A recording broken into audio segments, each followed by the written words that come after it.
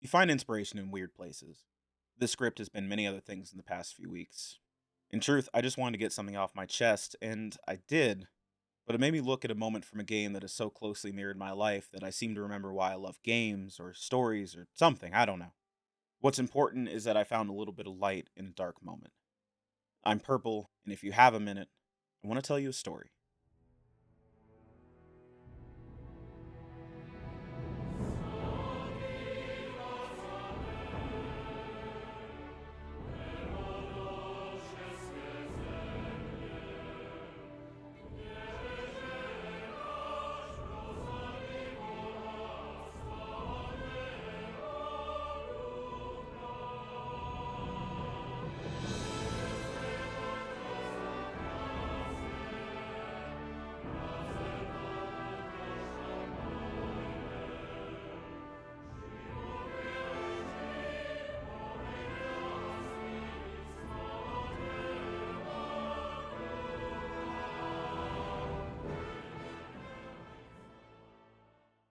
The other day, I found myself out with friends. Good friends. I smiled, I laughed, I was grateful they invited me out. But at the same time, I was sad. As I watched my friends hold on to those who they held dear, I was reminded that even with people all around, I was still very alone. Just like that, I was lost again. I didn't feel wanted, I knew I wasn't needed, and all I wanted to do was close my eyes and be home, in front of a screen, diving into a world that I actually did understand. Games, to me, are so much more than lines of code. They're a chance to be important, a chance to make an impact, a chance to matter to somebody as much as they matter to me. Normally, I would fall into Mass Effect in moments like this, but there's something else that was calling my name, and I'm glad it did because it led me here. There's this moment in Kingdom Come Deliverance 2 that I've loved since I first saw it. But to understand why, you have to understand both Henry and myself. Henry of Skalitz, son of a blacksmith, a boy dreaming of an adventure. When we meet him, it's another day in the village, running errands, hanging out with friends, chatting up his girl. It's just another normal day. Until it isn't. As hell descends upon his village, his father gives him one final order: take the sword and run. And he does, only to watch his father fight like a lion just to fall in the effort of defending his mother. Left with no other choice, he would flee, riding as fast and as far as he could, desperate for help. It would also be the last time Henry ran from a fight. Determined never to back down again, he would flee the safety of the castle in order to bury his parents. In the process, he would fight a man who seemed a giant, losing his father's sword and almost losing his life if it hadn't been for Teresa, who had also chosen never to run away again. Henry would recover from his wounds and swear vengeance on those that had killed his family, and promise to recover the sword. He would go on to grow up quickly, learning how to fight and survive in a world that seemed to be coming apart. He would make friends and earn the respect of those around him through nothing but his grit and his willingness to do the right thing. Henry would stand up to evil, looking it in the eye and never flinching. Through the highs and lows of his adventure, his resolve would never falter. The end of the first game wouldn't be a total success, sword still missing, his parents' killer still on the loose, but the boy had become a man. The dreamer had become a hero, and his journey had just begun. Henry would go on to face greater trials, and through every one stand just a little bit taller. Many of you who have played the game might think this is the moment I've been leading up to, where he stands before the man with his father's sword and is finally given the opportunity to fulfill his promise to recover that which was stolen from him. Istvan Toth is a bad man. He would stab you in the back given the opportunity. But Henry isn't like that. He's given the opportunity to face him in a fair duel. It's a great moment, to be sure, but it's just a bit too easy. After overcoming armies and becoming one of the best swordsmen in Bohemia, standing face to face with a coward doesn't seem all that hard. He's been here before. He's ready for this. It's all he could have hoped for. This is Henry reaping the fruits of his labor. Accepting an honorable duel isn't some great moment of character because Henry was the one who was always going to win. Toth didn't stand a chance. No, what I want to talk about is this moment. With news of the Jewish quarter is to be burned, Henry rushes to the aid of those he's only just met, clawing his way through armed and dangerous men in the hopes of saving whoever he could. And then we have this moment. Outnumbered, innocence behind him, you can see a glimpse of the boy who ran, and you can see that boy fade away. To the fucking task. Never been so glad to see you two. In need of a helping hand, are you? No, I just don't want to die here alone. When I was younger, I sat in a room with my boss, my boss's boss, and my best friend. I had overheard my boss say a bad thing, and now I was a witness to it, and I was being asked if it was true. In the moment, I was so scared of what would happen to me if I told the truth that I lied. I did the wrong thing. I let a bad man get away with something. I've regretted that moment ever since. I let my best friend down and myself down. I wasn't the man I wanted to be in that moment. Funny enough, that was around the time KCD1 came out. And last year, when KCD2 came out, much like Henry, I was given the opportunity to try again. I can't tell you all the details, but I was put in a position to help a man I had just met. My boss had lied. I was there, and a good man asked me to speak up. I really needed my job.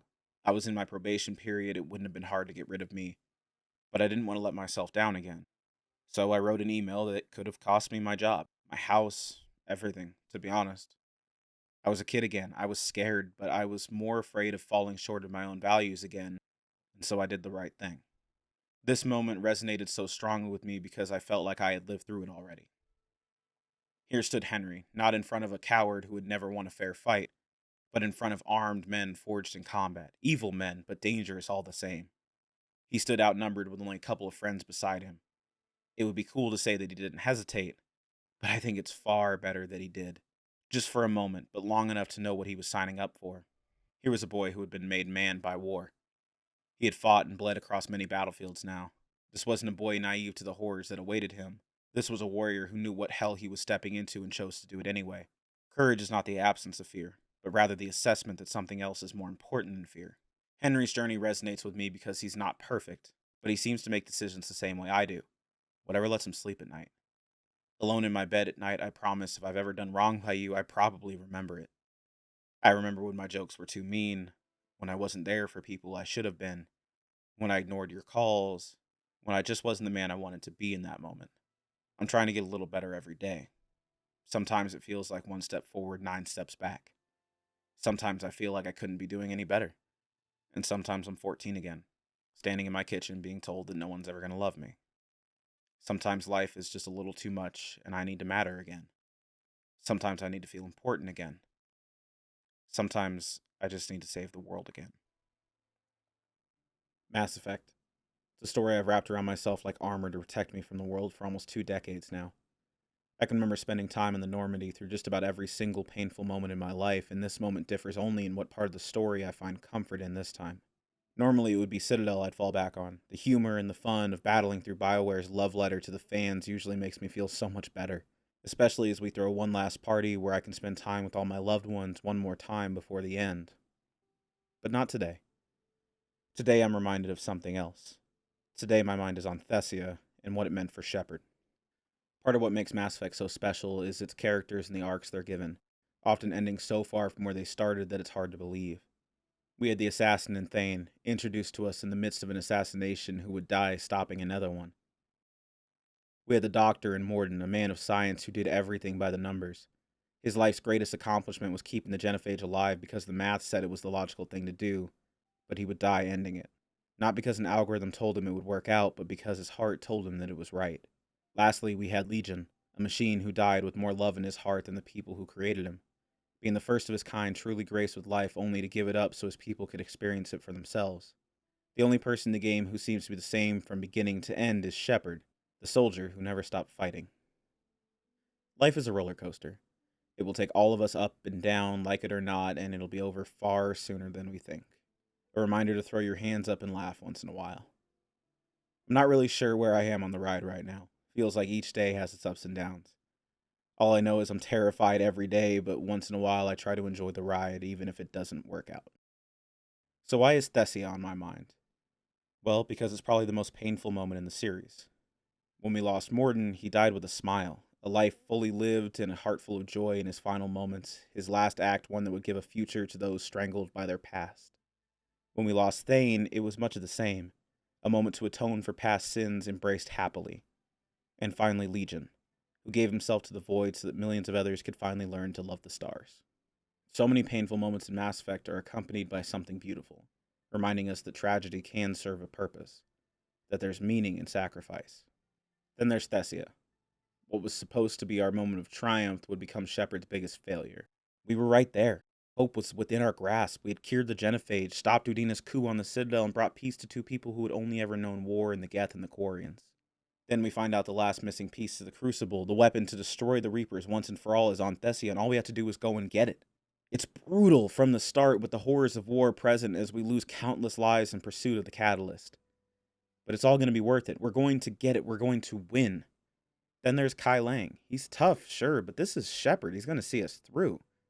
But in our moment of triumph, our hero stumbles.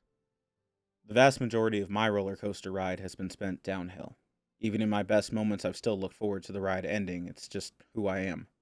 For a few months last year, I was on the upswing.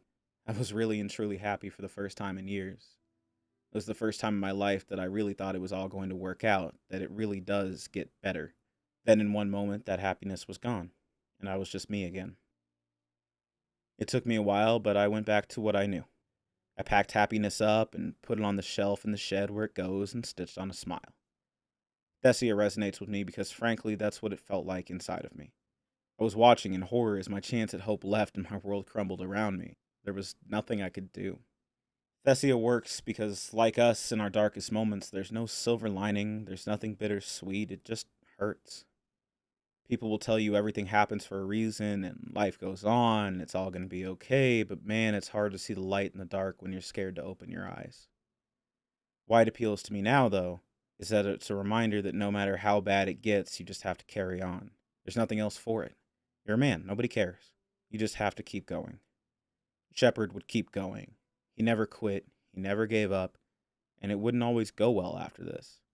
There would still be loss, there would still be tragedy, there would still be goodbyes, but it would be worth it in the end. I look at Thessia as a reason to keep going, a reason to keep trying. Maybe it will get better one day. Or maybe, just maybe, I'm not meant to be happy. I've often found myself thinking that it's possible my place was never to be happy, it was never to be loved, it was to be useful. That my greatest triumphs would be someone else's success. And I might just be okay with that. The Crucible's not firing. It's gotta be something on your end.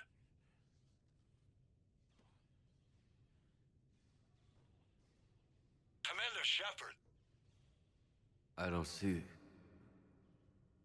I'm not sure how to.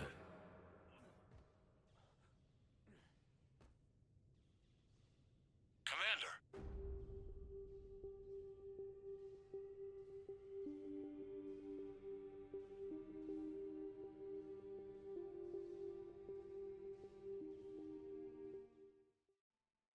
When does a person truly earn the right to redemption?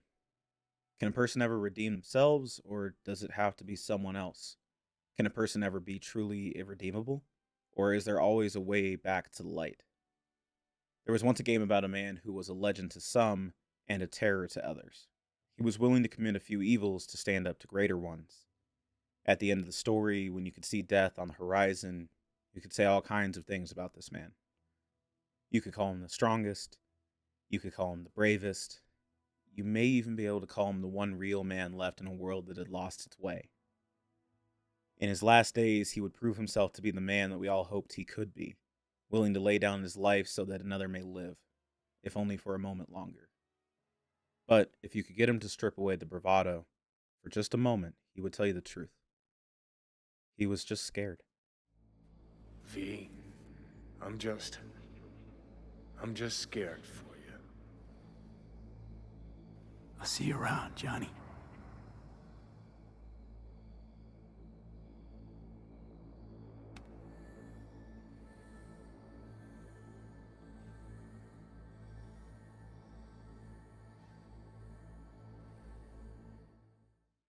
Johnny Silverhand, a Night City legend. Arthur would have been the easy answer here. He was always supposed to be a good man doing bad things, but ultimately on the path to redemption. That's what his story was about. But while Arthur's story is amazing and I love it every time, I can't relate to it. I've never been a hero. I've never been the best at anything. I've let down the people who looked up to me as often as I've lived up to their expectations. Cyberpunk's story hurts so much more because it's the story of a desperate man clinging on knowing he's going to fail.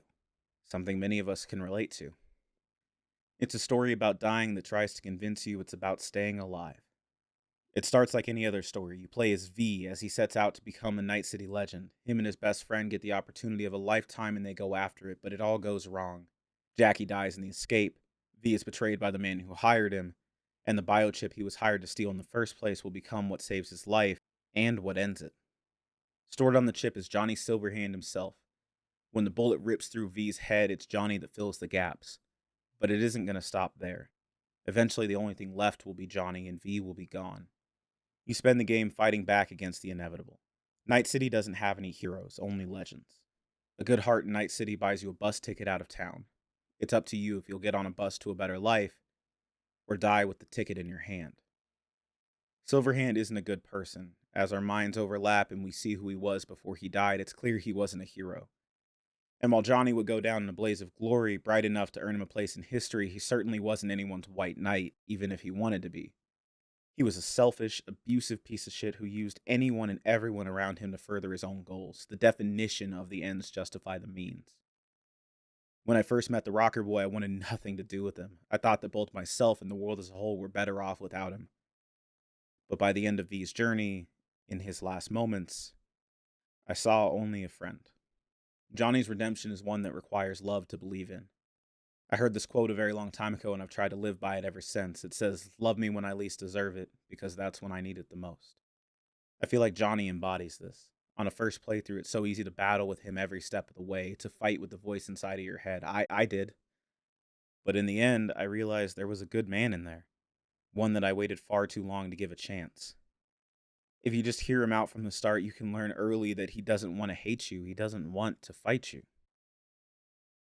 Over the course of the game, as V grows weaker, inching closer and closer to his end, Johnny will more and more often be the one holding you up. This game plucked a lot at my heartstrings, at my fears and insecurities. I've talked about a lot of it before, but as with these other games, my current moment of weakness has left me finding another layer of meaning.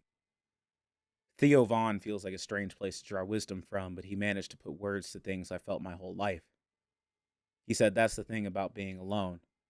It's not that you feel like you don't have anybody. It's like you feel like nobody has you. I felt that way for a very long time. I still feel that way. I've always been willing to let people in, to try and show people the whole me. It's just that I've never met anyone who really felt interested in knowing all of me. In that way, I find the concept of V's tragedy to be appealing.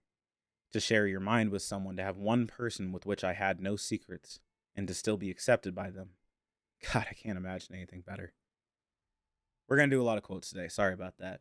Another comes to my mind now, originally from Tao Chi Chang, but I personally first saw stated in Stalker.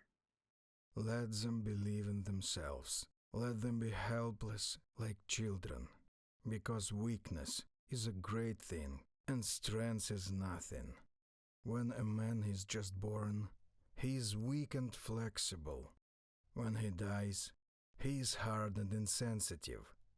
Hardness and strength are death companions. Pliancy and weakness are expressions of the freshness of being. Pliancy and weakness are expressions of the freshness of being. Because what has hardened will never win. We learn a lot about who Johnny is during the main game, but Phantom Liberty is when we learn a lot about how he became that person. Like when he tells us about the boy who died so that Johnny could live. Life is hard. All men have a little boy inside of them full of joy and love and hope. And the world will do everything it can to get you to hide that boy away. Mine hid under the bed when I was 7. Years later, he wasn't afraid anymore, but I kept him behind me anyway, scared to let anyone see him lest they take him from me. It's only now later in life that I'm trying to bring him with me more often to make up for all the time I lost, but it feels like every time I let him call the shots, we end up under the bed again. Like happiness just wasn't something that I was meant for, so I try to bring it to other people, ones that I hope can hold on to all that which seems fleeting for me. I've always hated endings. They always mean that I have to start again, a reminder that nothing I love will last forever. But there's something about one of the endings of Cyberpunk that brings me hope. I have a whole video about the endings of Cyberpunk, so I'll try to keep this short, but the simple truth is this. V isn't going to make it out of this alive. What many argue is the best ending is V riding off into the sunset with the Nomads, leaving Night City behind, but in truth, it's just another ounce of hope we all know isn't going to end well. V will die surrounded by a new family, but he will die all the same. There are options for your body to live on, either as a construct like Johnny waiting to steal the life of someone else's body, or through the agency and phantom liberty as you give up everything you ever wanted for the chance to live as the ghost of who you were. Forgotten by the world, broken and hopeless, knowing you killed a good man just to get this chance. You can give up, choose the quiet way out, deciding the fight isn't worth it anymore, something that feels almost right before you see the aftermath of your choice. You can take control of your life, deciding not to die without having your say, storming Arasaka Tower only to be given just enough time left on Earth to earn a spot in the afterlife's roster of legends. In the end, if you stand before Alt, she will always tell you the same thing. It's too late. The body belongs to Johnny. If you choose to cling on, you'll be given a few more months at best, but he could live a whole new life. But he doesn't hesitate. He tells you to go, happy to walk away from the chance at life if it means the chance for you to live on. He'll send you on your way with a smile on his face and last words of inspiration. This isn't the man we met. This is a good man, one who deserves another chance, one that only we can give him. Sometimes I feel like I was born into a life meant for service, never meant to be great myself, but to see how brightly people were meant to shine before they could, and to offer them a hand in the moment they need it. There's something that feels so momentously special about giving Johnny your body to live on. It's like it's the one way we can give real meaning to our death. I've thought a lot about my funeral in my life, wondering who will be there, who will be sad, if anyone will cry, if anyone will know me well enough to celebrate the way I would want them to. Emerson once said, "To know even one life has breathed easier because you have lived, this is to have succeeded." I like to think by that measure I've had some kind of success in my life, but in truth, if I died today, I don't think I would tell you my life had much meaning. I don't think anyone would be hurting a year from now. So to live as V and to have this opportunity to know, not to think, but to know that my death and therefore my life had meaning, well, that means everything to me. I could be the reason another good soul got on the bus and rode away to another life. Cyberpunk to me in this moment is two pieces of hope. One that is in the shoes of V, hoping that maybe no matter how bad life gets, if I just keep going, that maybe I'll get the opportunity to say I did something that had meaning by the end. The other is that of the rocker boy, that no matter how bad I get, that there's always a chance of being a good man again, that someone might see the person I want to be. I don't really know what the point of this was, but if you got this far, thank you for listening. If you're here and you're happy, I hope you stay that way. If you're here and you're sad, I hope you stay with us just a moment longer. I love you all. This is Purple, signing off. Have a wonderful night, and always remember to smile. Thanks, guys.